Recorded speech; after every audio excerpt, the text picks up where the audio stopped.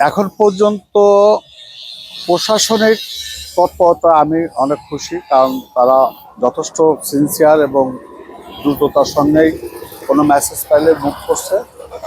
কিন্তু এই পরিবেশটা কতক্ষণ পর্যন্ত থাকবে আমি শঙ্কিত। এই কারণেই বলছি, আমাদের প্রতিপক্ষ ধানের শীষের প্রার্থীর যারা লোকজন, তারা বিভিন্ন পর্যায়ে বিভিন্নভাবে আমার যারা এজেন্ট, অফিসে যারা কাজ করছে, যারা ভোট চাচ্ছে, যারা কর্মী, তাদেরকে ভয় ভীতি প্রদর্শন করছে এবং প্রত্যক্ষভাবে হুমকি ধুমকিও দিচ্ছে।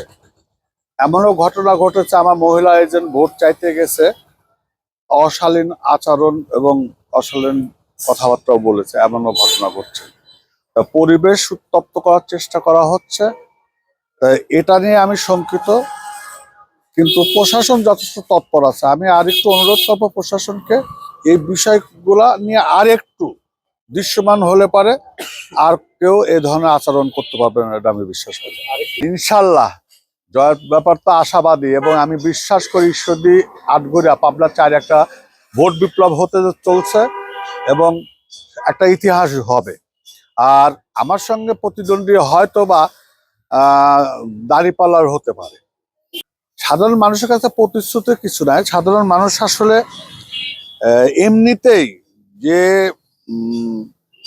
ধানের শীষ যাকে দেওয়া হয়েছে তার প্রতি মানুষের ব্যাপক ক্ষোভ, অভিযোগ, ঘৃণা সবই আছে। আর এই বই প্রকাশটাই হয়তো 12ই ফেব্রুয়ারিতে ব্যালটের মাধ্যম দিয়ে হবে ইনশাল্লাহ।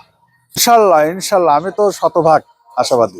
এখন পর্যন্ত আমি বিলিভ করতেছি যে সুষ্ঠু নির্বাচনের দ্বারপ্রান্তে আমরা আছি।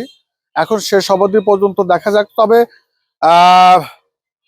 নির্বাচন কমিশন বা প্রশাসনের এখন পর্যন্ত অ্যাক্টিভিটিসের সন্তুষ্টজনক অবস্থায় আছে।